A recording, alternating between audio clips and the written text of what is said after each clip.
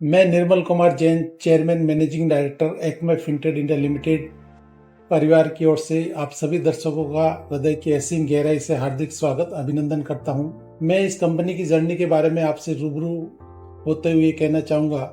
इस कंपनी का इनकॉर्पोरेशन 1996 में हुआ था। ये कंपनी हमारे गुरुदेव जिनके आशीर्वाद और प्रेरणा से इसका इनकॉर्पोरेशन हुआ था। ए stand for Acharya, K for Kuntu Sagar, M for Maharaj और ई फॉर उनके फॉलोअर्स जो हमारे एरिया से ही बिलोंग करते हैं। और एक ऐसा दौर था 96 का, वो टाइम आरबीआई का एनबीएफसी का रजिस्ट्रेशन नहीं हुआ करता था और बहुत सारी फेक कंपनी, प्लांटेशन कंपनी बाजार में आई और उनका एकमात्र उद्देश्य ये था कि लोगों की मेहनत की गाड़ी कमाई को ऐसी स्कीम लेके आना जिसमें 2 साल में डबल कर देंगे, 3 साल में डबल कर देंगे, ऐसी स्कीम लेके आना और मेहनत की कमाई को लेके चले जाना। तो गुरुदेव जिनके नाम पे ये कंपनी है। मैंने खुद ने एक छोटे से गांव से बिलोंग करता हूँ, जयसवंत के पास में जाडोल, और मेरी 10th तक की एजुकेशन गवर्नमेंट स्कूल में हुई थी। उसके बाद में मैंने CA ICW सभी बॉम्बे से किया और 96 में मैं एक प्रैक्टिसिंग चार्टर्ड अकाउंटेंट था बॉम्बे में और वेल स्टेब्लिश था। लेकिन गुरुदेव के जब संपर्क में आया तो गुरुदेव की एक ही प्रेरणा थी कि आप पढ़े लिखे हो, बम्बई में इतने बड़े महानगर में रहते हुए आप व्यक्तिगत बहुत कुछ कर सकते हो, बहुत कुछ प्रोग्रेस होगी आपकी, लेकिन आप अपनी सोसाइटी, अपने लोगों के लिए क्या करते हो वो महत्वपूर्ण है। कि यह आज इन लोगों के पास में जो छोटी छोटी सेविंग्स होती है और जिस तरह से दूसरी कंपनियां इनसे बेवकूफ़ बना के पैसे लेके जा रही हैं, एक तो उनको रखने की प्रॉपर जगह नहीं है, दूसरा जो काम धंधा करना चाहते हैं, जीवन में कुछ आगे बढ़ना चाहते हैं, उनको सेठ साहूकारों के अलावा कोई लोन प्राप्त करने का जरिया नहीं है। तो उन्होंने कहा कि आप ऐसा कुछ क्यों नहीं करते जिससे इन लोगों का पैसा इन्हीं लोगों के काम में आवे और इन लोगों की मदद से नया एम्प्लॉयमेंट जनरेट हो या जो भी बंदा आपसे लोन हो उसकी इनकम में वृद्धि हो। तो एक ही सोशल इको विजन को लेते हुए हम लोगों ने 96 में कंपनी स्टार्ट की थी और उसका एकमात्र उद्देश्य एक ही था कि हम लोग ऐसी जगह पे जहाँ पे आज भी बैंकिंग अवेलेबल नहीं है उनको आसान शर्तों पर, कम ब्याज दर पर और कम डॉक्यूमेंटेशन के साथ में ऋण प्रोवाइड करें और जो लोग सेविंग्स करते हैं उनको प्रॉपर सुरक्षा के साथ में, प्रॉपर ब्याज के साथ में करें। और वो 2019 तक हमारी कंपनी थी जिसको रिजर्व बैंक का लाइसेंस था डिपॉजिट टेकिंग का, और हम लोगों ने 96 या 27 साल हो गए हम लोग इस कार्य में लगे हुए हैं और पूरी शिद्दत के साथ में लगे हुए हैं। और रूट लेवल पर आज भी हर तालुका, हर गांव तक हमारा अप्रोच है, क्योंकि हमने अपना नेटवर्क ही ऐसा बना रखा कि हर तालुका लेवल पर हमने अपनी ब्रांच ऑफिस लगा रखी है, कलेक्शन सेंटर लगा रखा है और इसके रेडियस में जितने भी 2 व्हीलर के पॉइंट है वहाँ पर हमारे खुद के बंदे बैठे रहते हैं। तो हर कस्टमर जो प्रोस्पेक्टिव कस्टमर है उससे हमारा डायरेक्ट कनेक्टिविटी रहती है, उसकी क्या ज़रूरत है, क्या उसकी पेइंग कैपेसिटी है, क्या कोलेटरल दे सकता है वो, और किस तरह का उसको ऋण चाहिए और किस तरीके से वापस वो रीपेमेंट आसानी से कर पाएगा और उसको क्या उसका एंड यूज़ होगा। क्योंकि हमारा एकमात्र ध्येय ये रहता है कि हम जो भी लोन देवें, चाहे 2 व्हीलर के लिए देवें, चाहे 4 व्हीलर के लिए देवें या एसएमई लोन देवें, उससे या तो बंदे की इनकम जनरेट होनी चाहिए या एम्प्लॉयमेंट जनरेट होना चाहिए। ये हमारा उद्देश्य रहता है और उस उद्देश्य को ध्यान में रखते हुए हमारे बंदे पहले कस्टमर के पास जाते हैं, उसकी पूरी डेटा इकट्ठा करते हैं और फिर उनको कम डॉक्यूमेंट पे, वाजिब दर पे, एक आसान तरीके से हम लोग उसको ऋण देने का प्रयास करते हैं, जो हम लास्ट 27 सालों से कर रहे हैं और लगभग 4 लाख कस्टमर को हम लोग अभी तक फंडिंग कर चुके हैं। और ये कंपनी के लिए बहुत बड़ा अचीवमेंट है। एक छोटे से गांव, एक छोटे से शहर में निकल कर कंपनी आज 4 राज्यों में काम कर रही है और कंपनी का अपना बहुत बड़ा नेटवर्क बन गया। और आज हम लोग कंपनी से जो भी जुड़े हुए, चाहे इन्वेस्टर जुड़े हुए हैं, चाहे हमारे स्टाफ इतना जुड़ा हुआ है, हम चाहते हैं कि कंपनी को और नई ऊंचाई को लेके जाना चाहते हैं। उसी संदर्भ में हम आगे की दिशा में हम लोग एक IPO भी प्लान करके करने वाले हैं और अभी हमारा बॉम्बे में भी ऑफिस है, अहमदाबाद में भी ऑफिस है और इस तरह से स्लो स्टडी 27 साल की जर्नी होके हम आज तक यहाँ पहुंचे। एक्मे फिनट्रेड को एस्टैब्लिश करने के लिए आपको क्या इंस्पिरेशन मिली थी सर, और कंपनी का मिशन क्या है? कंपनी, जैसा मैंने बताया कि गुरुदेव की प्रेरणा से हम लोगों ने बनाई थी, जिसका एकमात्र उद्देश्य ये था कि आज भी गांव और रूरल बेल्ट में जहाँ पे बैंकिंग अवेलेबल नहीं है और लोग कुछ भी बिजनेस करना चाहते हैं या जीवन में आगे बढ़ना चाहते हैं, उन्हें बैंकिंग सुविधा उपलब्ध नहीं होती। एकमात्र सोर्स जो होता है अनऑर्गेनाइज सेक्टर होता है, जिसमें उनको 1 बुलेट पेमेंट मिलता है और बुलेट पेमेंट में देना पड़ता है वापस रीपेमेंट, जो लोगों के लिए पॉसिबल नहीं है। तो उनको आसान शर्तों पर, आसान डॉक्यूमेंट के साथ में इजीली और कम दर पर कैसे ऋण उपलब्ध कराया जा सके। एकमात्र उद्देश्य हमारा ये था कि जो सेक्शन ऐसा है रूरल बेल्ट का जहाँ पे बैंकिंग अवेलेबल नहीं है और जो काम धंधा करना चाहते हैं, जिनके पास हो सकता है इंटेंशन अच्छा लेकिन डॉक्यूमेंट पूरे नहीं हो, ऐसे लोगों को आइडेंटिफाई करके उनको मिनिमम डॉक्यूमेंट रिजनेबल मार्जिन के साथ में क्विक लोन अपन उपलब्ध करावे, ताकि उनको कंपनी इनकी इकोनॉमिक ग्रोथ में वो कंट्रीब्यूट कर सके। और हमारा ये है कि जो भी प्रोडक्ट हम लोग फाइनेंस करते हैं उससे या तो बंदे की इनकम में बढ़ोतरी होनी चाहिए या एम्प्लॉयमेंट जनरेट होना चाहिए। अभी भारत में फाइनेंशियल इंडस्ट्री का करंट स्टेट क्या है और एक्मे फिनट्रेड इस लैंडस्केप में क्या रोल निभाता है? अभी जिस प्रकार हमारे प्रधानमंत्री जी का विजन है कि सबका साथ सबका विकास, तो विकास अगर भारत का विकास करना है तो आपको जो भारत की रीढ़ की हड्डी है, जो गाँव में जहाँ भारत बसता है, वहाँ के लोगों को आप कैपेबल बना के उनको फाइनेंशियल सुविधा अगर इजीली और टाइमली और रिजनेबल ब्याज पर उपलब्ध नहीं कराएंगे तब तक आगे इकोनॉमी का ग्रोथ नहीं हो सकता। ये की विजन है कि आज reserve bank of India, Bharat सरकार, सभी ऐसी कंपनियां जो एनबीएफसी है, पहले बैंकिंग सेक्टर है लेकिन एनबीएफसी का अपना काम करने का नजरिया अलग है, उनका तरीका अलग है, जहाँ पे कम डॉक्यूमेंट पे आसानी से ऋण उपलब्ध कराया जाता है और उनको इजी इंस्टॉलमेंट में लिया जाता है। तो आज भी आप देखोगे हम 27 साल की हमारी जर्नी होने के बाद में भी आज भी हम लोगों ने राजस्थान का सिर्फ 40% एरिया ही कवर किया। तो इतना बड़ा अनटैप्ड मार्केट अभी तक अवेलेबल है, जहाँ पे हमारे जैसी बहुत सारी फाइनेंस कंपनी और भी आ जाए। तो लोगों को ऐसी सुविधा चाहिए। आज लोग गांव से शहर की ओर पलायन करते हैं क्योंकि वहाँ पे सुविधाएं उपलब्ध नहीं है, लेकिन हमारे जैसी एनबीएफसी होती है जो उनको लोगों को ऋण उपलब्ध कराते हैं। जैसे आज एक सब्जी वाला ही हम लोग ऋण देते हैं तो सब्जी वाले को, टू व्हीलर भी फाइनेंस करते हैं तो सब्जी वाले को देते हैं, दूध वाले को देते हैं, उन लोगों को। और 25 किलो भिंडी भी अगर वो मंडी के थ्रू बेचता है तो 25 रुपये किलो बेचती है।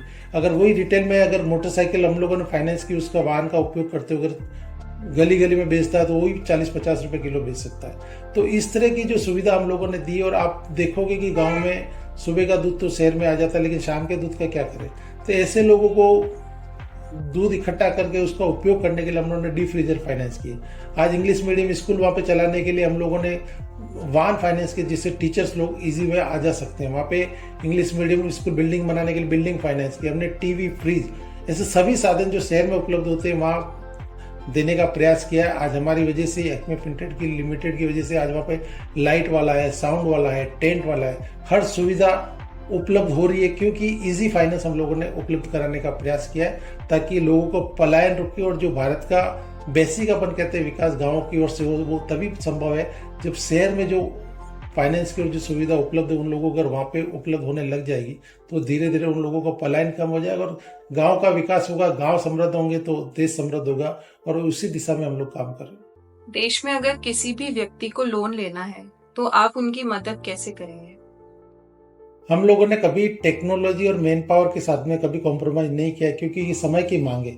समय के अनुसार कंपनी अपने पॉलिसीज में अगर बदलाव नहीं कर पाती तो उसको लंबे टाइम तक टिकना बहुत मुश्किल होता है। लोगों तक इजीली अप्रोच कर सके, हर आदमी कंपनी से जुड़ सके, उसके लिए हम एक डिजिटल प्लेटफॉर्म लेके आए हैं, आसान लोन। उसके माध्यम से कोई भी कंपनी में लॉगिन करके अपने लोन के लिए अप्लाई कर सकता है।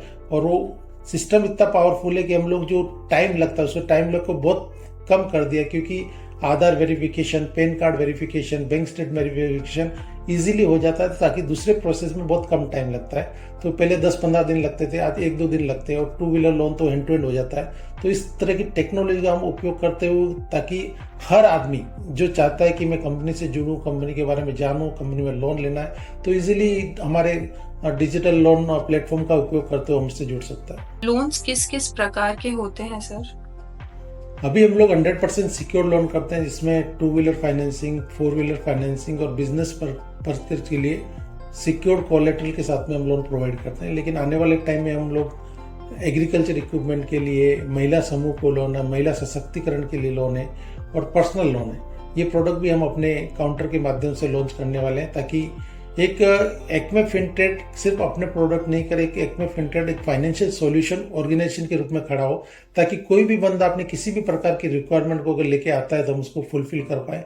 ऐसा हमारा फ्यूचर का प्लान है, ताकि हमारे साथ में जितने भी लेंडर और जुड़े हुए हैं उनके प्रोडक्ट हैं और बड़ी जो जिस प्रकार डिजर्व करेगा उसको उसी रेट में, उसी अमाउंट में उसको लोन मिल जाए। इस प्रकार का हम लोग अपने काउंटर के माध्यम से प्रयास कर रहे हैं। आपकी अभी तक की जर्नी में सर कोई ऐसा किस्सा जो आपको हमेशा याद रहेगा, आप अगर हमसे शेयर कर पाएं?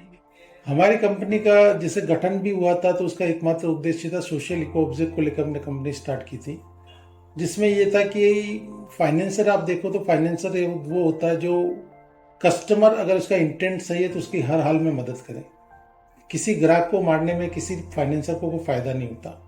तो हमारे लिए सबसे बड़ा टेस्टिंग और चैलेंजिंग टाइम कोरोना टाइम था, जिसमें आप देखोगे थैले वाले से लेकर इंडस्ट्री वाले सभी प्रभावित हो गए और उसमें लोगों की स्थिति ये बन गई कि उनकी वर्किंग कैपिटल ही खत्म हो गई। एक फर्नीचर वाला था जिसको खुद बेरोजगार हो गया, उसके साथ में 3 जने बेरोजगार हो गए थे।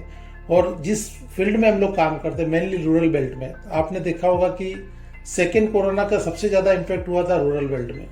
अगर कोई गांव से उदयपुर ट्रीटमेंट के लिए लेके आया तो उनको 4-5 लाख का बिल बन गया, और अगर अहमदाबाद लेके गए तो 19 से 20 लाख का बिल बन गया। तो हम उस स्थिति में हम लोग ने अपनी मानवीयता का परिचय देते हुए, कस्टमर हमारे लिए भगवान नहीं, हमारे परिवार का सदस्य है और जिसका इंटेंट सही है उसके हर हाल में साथ देना ये हमारी नैतिक ड्यूटी बनती है। और ये कि फाइनेंसर का यही रोल होता है। अगर फाइनेंसर सिर्फ अपने स्वार्थ के लिए काम करता है तो कस्टमर को मार भी सकता है, और उसको एक नैतिकता के आधार पर उसका इंटेंट देख के, उसका ट्रैक रिकॉर्ड देखकर विपरीत परिस्थितियों में उसका कंधे से कंधा पकड़कर उसको मजबूती प्रदान करके उसको मोटिवेशनल दे। समय बदलते टाइम नहीं लगता, लेकिन अगर आपने उसका सपोर्ट किया और वापस खड़ा हो गया तो ये आप सबसे बड़ी दुआ उससे मिलती है आपको। और ये हम लोग के लिए सबसे, आज हम लोग इतने खुश हैं, आगे बढ़ने की बात करते हैं, लोगों की कोरोना के दौरान जो दुआएं मिली है हमारे को, जिस वे में हम लोगों ने सपोर्ट किया। हमने यूं नहीं कि अपने खुद के पैसे के लिए किसी को प्रॉपर्टी बिकवा के, दुकान मकान बिकवा के रोड पे ले आए, ऐसा नहीं था। हम लोगों ने हर हाल में, मैंने कम से कम 8 से 9 करोड़ रुपए टॉपअप लोन देके लोगों के ट्रीटमेंट के लिए उनके हॉस्पिटल अकाउंट में ट्रांसफर कराया। और जितना भी मैं मदद कर सकता, उनको जितनी किस्तों में रियायत दे सकता था, जितना टाइम आगे बढ़ा सकता था, उतना दिया। मेरे उसकी 2-2, 3-3 किस्तें बाकी थी। फर्नीचर वाला है, उसको लकड़ी लाने के पैसे नहीं बचे तो मैंने उसको टॉपअप लोन दिया। मैंने कहा तू काम चालू कर, तू काम चालू करेगा तो हमारे को भी किस्तें आएगी, तू काम ही नहीं करे तो हम क्या करेंगे मिलके। तो एक वो टफ टाइम था, उसमें हमारे को आज खुशी होती है कि उस टफ टाइम में हम लोगों ने हमारे कस्टमर के साथ में खड़े रहे, हाथ पकड़ कर खड़े रहे, उनको न सिर्फ मोटिवेशन दिया, उनको वापस ट्रैक पे लाने का प्रयास किया। और आज हम लोग खुश है, अंतरात्मा में इस विश्वास है, खुशी रहती है कि नहीं, हमने हमारे कस्टमरों का साथ कभी नहीं छोड़ा। और ये होता है कि फाइनेंसर का नजरिया क्या होता है अपने कस्टमर के प्रति। आप देखोगे कि संभावना होती है कि आज एक ऑटो चलाने वाला, मेरा इंसिडेंस आपको बताऊं, एक ऑटो चलाने वाला है, उसका ऑटो चलाने वाले की डेथ हो जाती है, उसके 2 बच्चे हैं, बीवी है, ऑटो है, वो भी फाइनेंस पे। लेकिन जब लोग जाते हैं उसको सांत्वना देते हैं तो उसको ये कहते हैं कि यार तेरा बेटा अभी 14 साल का है, 2 साल बाद में ऑटो चलाने लग जाएगा, गाड़ी पटरी पे आ जाएगी, सब है। और उसके मन में भी एक होता है कि संतोष होता है कि नहीं यार मेरा बेटा बड़ा हो जाएगा, वापस गाड़ी पे आ जाएगी, 2 साल की तो बात है, 2 साल कैसे भी निकालें। अब उस स्थिति में अगर फाइनेंसर में सिर्फ अपना देखूं तो उस ऑटो को सीज करके ले आऊं तो उनके जीने की जो उमंग है, जो भी थोड़ी बहुत रोशनी दिखाई देती है, वो भी खत्म हो जाती है। तो ऐसे बहुत सारे केसेस हैं जिसमें हम लोगों ने लोन माफ भी किया है, उनको एक्स्ट्रा सपोर्ट भी दिया है। तो आज वो लोग, और जिस एरिया में हम लोग काम करते हैं उनमें कभी उनका इंटेंट खराब नहीं होता। परिस्थिति खराब हो सकती है, मन स्थिति कभी खराब नहीं हुई। मेरा 27 साल का ये अनुभव रहा है कि जिन जिन लोगों को हमने मदद की है, भले उनको हमने राइट ऑफ कर दिया, लेकिन जैसे उनकी स्थिति सुधरी है तो उन्होंने वापस आके पैसे हमारे को दिए। कोरोना में बहुत हम लोगों ने माफ किए, लेकिन जैसे को उनके व्यापार वापस चालू हुआ कोरोना के बाद में, उन लोगों ने दिल से दुआ देते हुए पैसे जमा कराए और बोले सर ये ऋण आपका ले लीजिए। तो इस तरह की होती है, कोई किसी का पैसा खाना नहीं चाहता। परिस्थिति अलग बन जाए तो अलग बात है, लेकिन मन स्थिति किसी भी खराब नहीं होती। और विपरीत परिस्थितियों में एज ए फाइनेंसर आप उनके साथ में खड़े रहें, उनके इंटेंट को देख के, उनके ट्रैक रिकॉर्ड को देख के वो आप उनको दे, तो वो सबसे बड़ी होती है कि एक फाइनेंसर नहीं है, फाइनेंसर एक बहुत बड़ा सपोर्टर और सहयोगी है। एक ट्रैक्टर के 2 पहियों की तरह होता है, एक कस्टमर होता है, एक फाइनेंसर होता है। अगर दोनों एक दूसरे की भावनाओं को समझते हुए, एक दूसरे की रिक्वायरमेंट को समझते हुए सपोर्ट करें तो डेफिनेटली उसके परिवार की ग्रोथ होगी, समाज की ग्रोथ होगी और देश की ग्रोथ होगी। हमारा एकमात्र प्रयास यही रहता है, हम जिनका इंटेंट सही है उनके साथ में खड़े रहें, उनको सही रेट पे और कम डॉक्यूमेंट के साथ में उनको ऋण उपलब्ध करावें, उनके परिवार की ग्रोथ में, देश की इकोनॉमिक ग्रोथ में हम लोग सहयोगी बनाए। इसी उद्देश्य को लेकर हम बॉम्बे से यहाँ उदयपुर जैसे छोटे शहर में आके हम लोगों ने काम स्टार्ट किया और इतने लोगों की दुआएं मिली और आज एक एक लोग जुटते गए और इतना बड़ा कारवा बन गया। ये हमारा अच्छी सोच और लोगों की दुआ का ही प्रतिफल है। एक्मे फिनट्रेड को लेकर आपके लॉन्ग टर्म गोल्स क्या हैं? लॉन्ग टर्म में जैसा मैंने बताया कि एक छोटी सी कंपनी उदयपुर जैसे छोटे से शहर में निकलकर अब 33 लैंडर जिसमें पेन इंडिया बेस पे है, उनका सपोर्ट मिला, हमारे को लोगों का सपोर्ट मिला। और मैं चाहता हूँ कि ये सिर्फ राजस्थान और 4 स्टेट में ही काम नहीं करे, जो उद्देश्य विजन हम लोग के चले वो पूरा पेन इंडिया बेस पे फैले। और उस उद्देश्य की पूर्ति के लिए हम चाहते हैं कि लोगों को और ज़्यादा से ज़्यादा जोड़कर उनको भी हमारे प्रॉफिट में पार्टनर बनाए, उनका ग्रोथ में उनके सहयोगी बनाए। इस उद्देश्य को लेकर कंपनी ने DRHP फाइल किया था IPO के लिए, जिसमें BSE, NSE और सेबी की इन प्रिंसिपल अप्रूवल आ चुकी है। और हम लोग प्रयास कर रहे हैं कि हम इसको जल्दी से जल्दी IPO को लेके आए, जिसमें लगभग 1 करोड़ 10 लाख शेयर होंगे। और उस माध्यम से हम आज आदमी को कंपनी की ग्रोथ में और कंपनी की उन्नति में जोड़ना चाहते हैं। ऐसे कई स्मॉल एंटरप्राइजेस हैं सर, जैसे कि ठेले वाले, ऑटो वाले, जैसे आपने बताया था, तो उनको अगर आप लोन लेना है तो वो आपसे कैसे संपर्क करें या कहाँ जाएं? जैसा मैंने पूर्व में बताया, हमारे मेनली 3 प्रोडक्ट अभी काम कर रहे हैं, 2 व्हीलर, 4 व्हीलर और SME लोन। SME लोन छोटे व्यापारियों के लिए जो अपना खुद का धंधा करना चाहते हैं, उसमें ठेले वाला भी शामिल हो सकता है। और उसमें हम 50,000 से लेके 25-30 लाख तक का लोन उसमें देते हैं। कोलेटरल सिक्योरिटी लेते हैं और उसके बाद में हम लोग को आसान शर्तों पर उसकी पेइंग कैपेसिटी को ध्यान में रखकर उसकी किस्तें बना के देते हैं, ताकि जो भी लोग काम करना चाहे, जिसमें गांव की प्रॉपर्टी तो भी हम एक्सेप्ट करते हैं, चाहे तालुका की प्रॉपर्टी तो भी एक्सेप्ट करते हैं। और उसको डॉक्यूमेंट वाइज हो सकता है उसके पास इनकम टैक्स के प्रूफ नहीं हो, क्योंकि वर्तमान में आप देखेंगे कि हर आदमी अगर लेबर क्लास भी है तो उसको 500 रुपये रोज के मिलते हैं, और एक फैमिली में 4 जने काम करते हैं अगर, तो फैमिली की इनकम 60,000 रुपये हुई, तो हो सकता है वो डॉक्यूमेंट पे उसकी पेइंग कैपेसिटी आपको 5 लाख का लोन भी प्रूव नहीं कर पाए। लेकिन हम जो उस वे में काम करते हैं कि प्रैक्टिकल अप्रोच फॉलो करते हैं कि उसकी वास्तव में इनकम क्या है, उसके सोशल ऑब्लिगेशन की है। एक छोटा व्यापारी होता है, हो सकता है उसका GST सब आपको उसको चालान, वो टैक्स रिटर्न सब नहीं मिले, लेकिन हम उसका टर्नओवर देख ले कि इसके कितना माल परचेज करता है, कितना सेल करता है, कितनी इनकम होती है। और दूध वाले का भी हम लोग ऐसे असेस कर लेते हैं। तो जरूरी नहीं कि हम लोग डॉक्यूमेंट वाइज प्रूव होना चाहिए उसका कितनी इनकम होती है या बैंक से प्रूव होना चाहिए। तो हम प्रैक्टिकल जो रियल गांव में जो अप्रोच होना चाहिए उस अप्रोच को फॉलो करते हुए, जहाँ डॉक्यूमेंट अवेलेबल है वहाँ 100% डॉक्यूमेंट लेते हैं, जहाँ डॉक्यूमेंट अवेलेबल नहीं है वहाँ प्रैक्टिकल अप्रोच फॉलो करनी हो, प्रैक्टिकल अप्रोच फॉलो करते हैं। और सबसे बड़ी बात ये कि हम टेक्नोलॉजी का भी जहाँ जहाँ 100% हम लोग चाहते हैं कि जो मोदी जी ने जो देखा है कि जहाँ जहाँ टेक्नोलॉजी आई है वहाँ पे अव्यवस्था कम हुई है, चोरी कम हुई है, तो इजी वे में हम लोग चाहते हैं कि बैंकिंग के माध्यम से, नच के माध्यम से हम लोग कलेक्ट करते हैं, डिजिटल प्लेटफॉर्म के माध्यम से EMI कलेक्ट करते हैं, ताकि उनके पास भी ट्रैक रिकॉर्ड रहे हो, किसी प्रकार की उनके साथ भी चोट नहीं हो। तो उस टेक्नोलॉजी का उपयोग करते हुए हम 100% चाहते हैं कस्टमर को सेटिस्फाई करें, और उसी वे में हम लोग आगे काम कर रहे हैं। वैसे आप देखोगे इकोनॉमी में बैंकिंग के साथ में NBFC का बहुत बड़ा वाइटल रोल है कि जहाँ तक बैंक नहीं पहुँच पाती उससे आगे NBFC पहुँच पाती है। और इसी चीज़ को ध्येय में रखते हुए reserve bank of India, government of India हमेशा NBFC को प्रमोट करती है।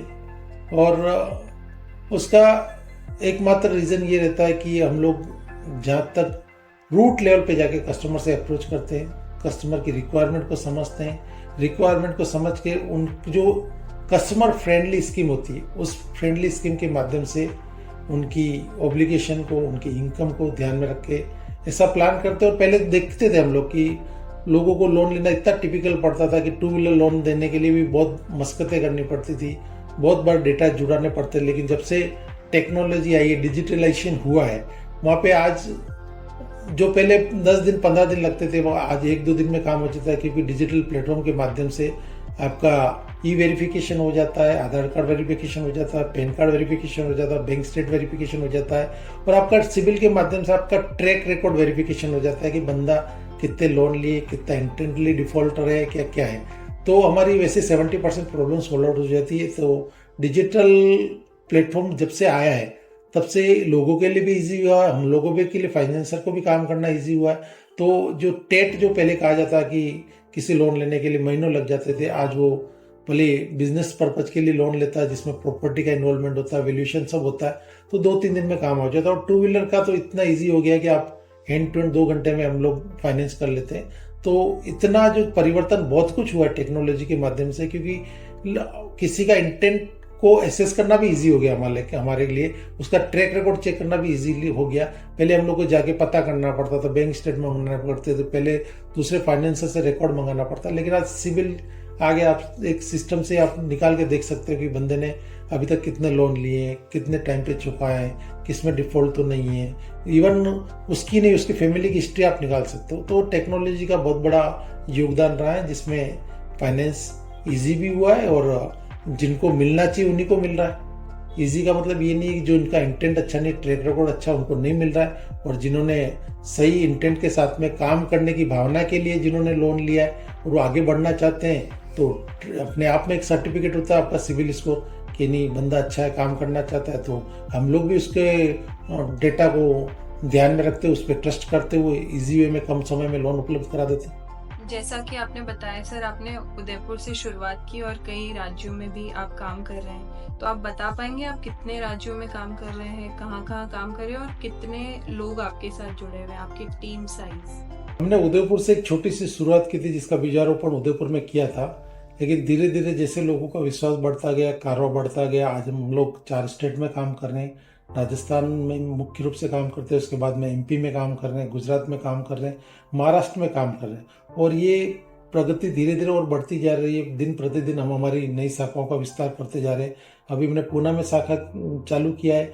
आज कंपनी के पास कम से कम 150 तो एक्टिव जो पेरोल पे है वैसा स्टाफ है, और एक ये फैमिली बिजनेस के रूप में हमने नहीं रन किया है कि प्रोफेशनली गवर्नड कंपनी है, जिसमें इंडिपेंडेंट डायरेक्टर हैं जो एक्स बैंकर भी हैं और क्वालिफाइड है।